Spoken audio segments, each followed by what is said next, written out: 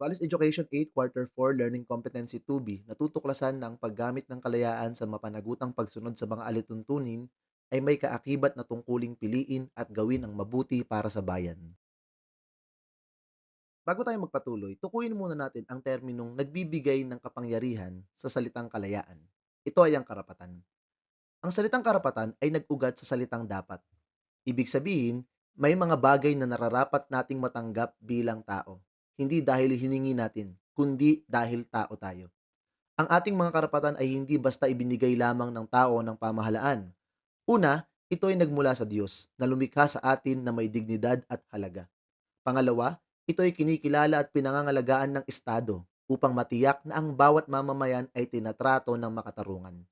Dahil sa ating mga karapatan, nararanasan natin ang kalayaan, kalayaang mabuhay, mag-aral, magpahayag, at linangin ang ating pagkatao. Ngunit tandaan, ang kalayaang ito ay may hangganan at may layunin. Ngayon na malinaw sa atin kung anong ibig sabihin ng karapatan, mahalagang maunawaan na ang mga bata ay may mga natatanging karapatan na kinikilala at pinangangalagaan. Ang mga karapatang ito ay hindi basta regalo lamang, kundi mga bagay na nararapat matanggap ng bawat bata upang siya ay lumaki ng ligtas, may dignidad at may pag-asa sa hinaharap. Bilang isang grade 8 na mag-aaral, ikaw ay hindi lamang basta estudyante. Ikaw ay isang taong may halaga, may kakayahang mag-isip, magpasya at mangarap. Dahil dito, may mga karapatang inilaan upang maprotektahan ka, hubugin ka, at ihanda ka bilang responsableng mamamayan ng bayan. Ang mga karapatang tatalakayin natin ay nagmula sa Diyos na lumikha sa bawat bata na may dignidad at kinikilala rin ng Estado na may tungkuling pangalagaan ang kapakanan ng kabataan. Habang isa-isang tinatalakay ang mga karapatang ito, tandaan ninyo, ang layunin ng mga karapatan ay hindi lamang para tayo ay makinabang, kundi para tayo ay maging mas mabuting tao at mas kapaki-pakinabang na mamamayan. Karapatang mabuhay at maging ligtas. Mahalaga ang karapatang ito sapagkat ang buhay ang pundasyon ng lahat ng iba pang karapatan. Kung walang buhay at kaligtasan, walang pagkatuto, walang pangarap at walang kinabukasan. Ang bawat bata ay may karapatang mabuhay ng malaya sa karahasan, pang-aabuso at kapabayaan. Karapatang magkaroon ng pamilya. Ang pamilya ang unang paaralan ng pagpapahalaga. Sa pamilya natututuhan ang pagmamahal, paggalang at disiplina. Ang karapatang ito ay mahalaga upang ang bata ay lumaking may emosyonal na seguridad at matibay na pagkatao. Karapatang magkaroon ng edukasyon. Ang edukasyon ay hindi pribilehiyo lamang. Ito ay karapatan. Sa pamamagitan ng edukasyon, natututo ang bata na mag-isip, magpasya, at maging kapaki-pakinabang sa lipunan. Ang pag-aaral ang susi upang magamit ang kalayaan ng may talino at pananagutan. Karapatang maglaro at magpahinga. Hindi lamang isip ang kailangang hubugin, kundi pati katawan at damdamin. Ang paglalaro at pahinga ay mahalaga sa balanseng pag-unlad ng bata. Dito natututuhan ang pakikipagkapwa, disiplina at kasiyahan sa tamang paraan. Karapatang magpahayag ng saloobin. May karapatan ang bata na magpahayag ng kanyang saloobin, opinyon at damdamin. Mahalaga ito upang matutong makilahok sa lipunan at maipagtanggol ang sarili. Gayunman, ang karapatang ito ay hindi lisensya sa panlalait o pananakit ng kapwa. Karapatang maprotektahan laban sa pang-aabuso. Ang bata ay may karapatang maprotektahan laban sa pisikal, emosyonal at mental na pang-aabuso. Ang lipunang hindi nagpoprotekta sa mga bata ay nabibigo sa sariling kinabukasan. Karapatang igalang ang dignidad. Ang dignidad ay likas sa tao. Ibig sabihin, kahit bata, kahit mahina, kahit nagkakamali, nararapat pa ring igalang. Ang karapatang ito ang nagpoprotekta sa bata laban sa diskriminasyon, pangmamaliit at pang-aabuso. Karapatang magkaroon ng pagkakakilanlan. May karapatan ang bata na kilalanin kung sino siya, may pangalan, nasyonalidad at kultura. Ang pagkakakilanlan ang ugat ng pagmamahal sa sarili at sa bayan. Karapatang alagaan at arugain. May karapatan ang bata sa wastong pagkain, tirahan at pangangalaga. Ang batang inaalagaan ay mas may kakayahang mag-aral, magmahal at maglingkod sa kapwa. Ang pag-aaruga ay hindi luho. Ito ay pundasyon ng maayos na paglaki at karapatang mabigyan ng pagkakataon. Ang bawat bata ay may karapatang bigyan ng patas na pagkakataon upang umunlad. Hindi dapat hadlangan ng kahirapan, kapansanan at kalagayan ang pag-asa ng isang bata. Ngayon, malinaw na sa atin kung gaano kahalaga ang mga karapatan. Ngunit may isang mahalagang katotohanan. Hindi pwedeng karapatan lang ang alam natin. Kapag puro karapatan lang ang iniisip ng tao at nakakalimutan ang kanyang pananagutan, nagiging abusado ang kalayaan. Kaya ang tanong ngayon ay ito, ano ang kapalit ng ating mga karapatan? Ang tungkulin na tinatawag ding pananagutan ay ang mga gawain at responsibilidad na inaasahang tuparin o gawin ng isang tao. Mahalaga ito dahil kapag ang tungkulin ay hindi natupad, hindi lamang ang sarili ang naaapektuhan, pati ang pamilya, paaralan at lipunan. Dito nagsisimula ang kaguluhan, kawalan ng disiplina at kawalan ng kaayusan. Kaya malinaw, walang karapatang hiwalay sa tungkulin. Magkasabay silang umiiral. Ngayon na nauunawaan na rin natin kung ano ang tungkulin, oras na upang makita ang kabuuan ng mga tungkulin na kaakibat ng ating mga karapatan. Tandaan, ang karapatan ay nagbibigay sa atin ng kalayaan. Ngunit ang kalayaan na walang pananagutan ay nagiging kapahamakan. Ang bawat karapatan na tinatamasa natin, karapatang mag-aral, karapatang maging ligtas, karapatang magpahayag, ay may kapalit. Ang tungkulin na pumili at kumilos ng tama, responsable at makatarungan.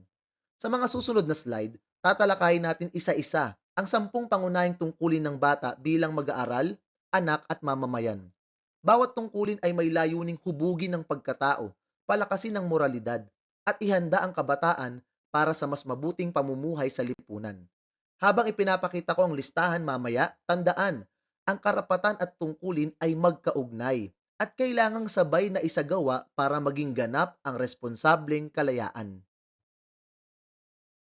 Tungkuling mag-aral ng mabuti. Kung may karapatan tayo sa edukasyon, kasama nito ang tungkuling mag-aral ng mabuti. Ang pag-aaral ay hindi lamang para sa sarili, kundi para rin sa kapwa at sa bayan. Sa tuwing nagsisikap tayo sa paaralan, ginagamit natin ang ating kalayaan ng may pananagutan. Ito ang tunay na diwa ng mapanagutang kalayaan. Tungkuling pangalagaan ang kapaligiran. Ang kalikasan ay tahanan ng lahat. Kapag inaalagaan natin ito, ginagamit natin ang ating kalayaan sa responsableng paraan. Ang pag-aabuso o kapabayaan ay hindi kalayaan. Ito ay kawalan ng pananagutan. Ang mapanagutang kalayaan ay nagmumula sa pagpili ng tama para sa kapaligiran at sa susunod na henerasyon. Tungkuling sumunod sa mga batas at patakaran. Ang batas at patakaran ay umiiral upang pangalagaan ng kaayusan at kapakanan ng lahat. Kapag sinusunod natin ang mga ito, ginagamit natin ang ating kalayaan ng may pananagutan. Ipinapakita natin na ang tunay na kalayaan ay hindi paggawa ng gusto lang, kundi pagpili ng tama sa loob ng makatarungan at makatwirang pamantayan. Sa ganitong paraan, naipapakita natin ang paggalang sa sarili, sa kapwa at sa lipunan. At ang ating kalayaan ay nagiging makabuluhan. Tungkuling maging tapat. Ang katotohanan ay pundasyon ng tiwala. Kapag tayo ay tapat, ginagamit natin ang ating kalayaan ng may pananagutan, hindi para manloko, manakot, o manipulahin ng iba. Ang pagiging tapat ay simbolo ng makabuluhan at mapanagutang kalayaan. Tungkuling igalang ang kapwa. Ang paggalang sa kapwa ay hindi lamang moral na obligasyon, kundi aktibong paggamit ng kalayaan para sa kabutihan.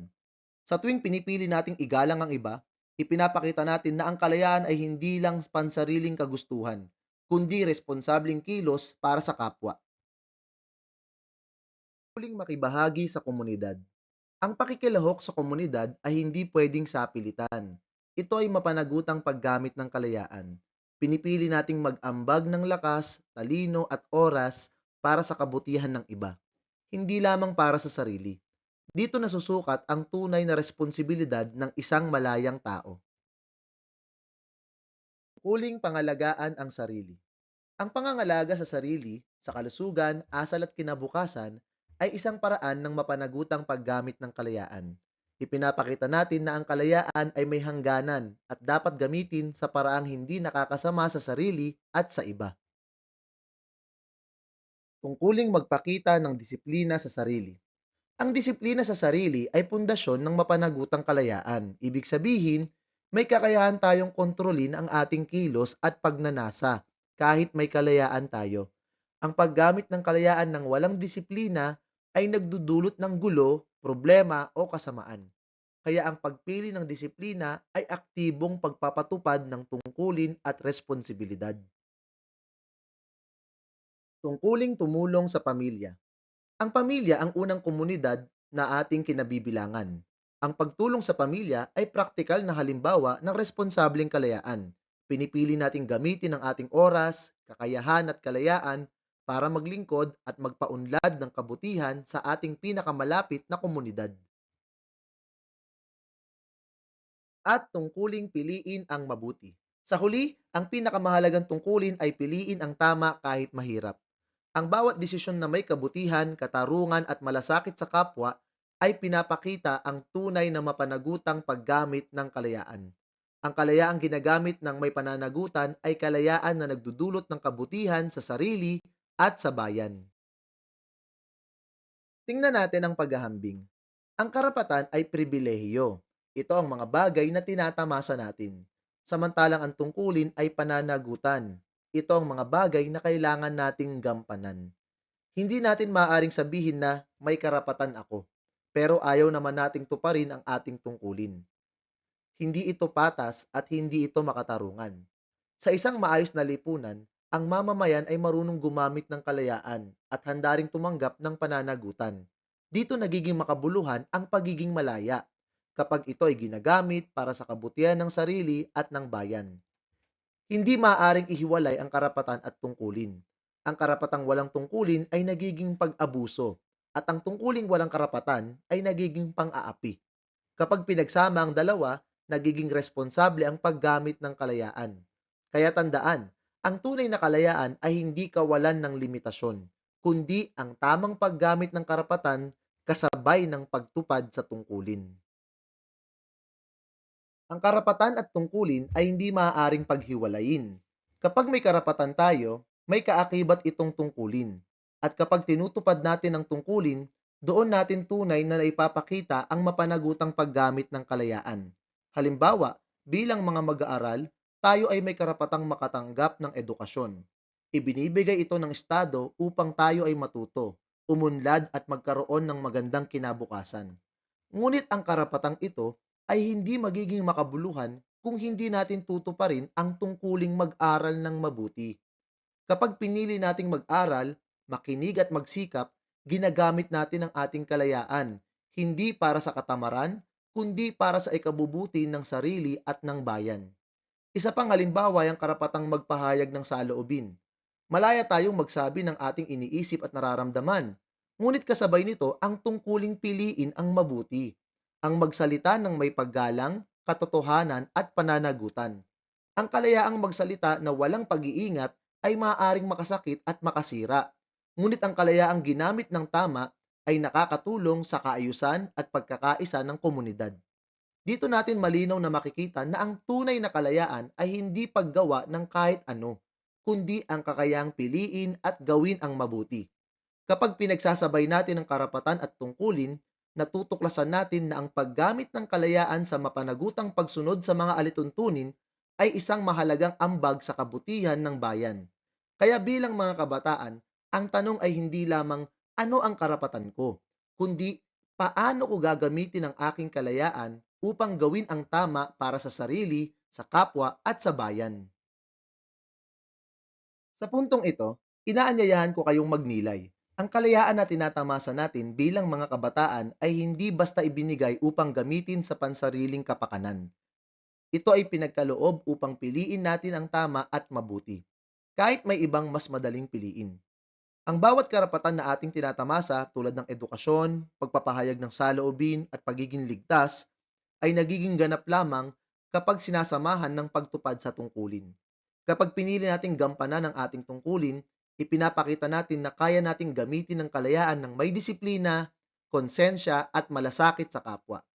Ang mapanagutang paggamit ng kalayaan ay hindi lamang nakakatulong sa sarili, kundi nakakatulong din sa kaayusan ng komunidad at kabutihan ng bayan. Bilang kabataan, tayo ay hinahasa hindi lamang upang maging malaya, kundi upang maging mabuting mamamayan.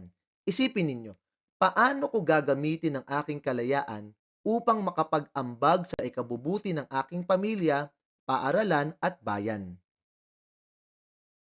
Pagsasanay, isulat ang T kung ang pangungusap ay wasto o M kung hindi. 1. Ang karapatan ng isang bata ay dapat laging isinasabuhay kasama ng pagtupad sa kanyang tungkulin. 2.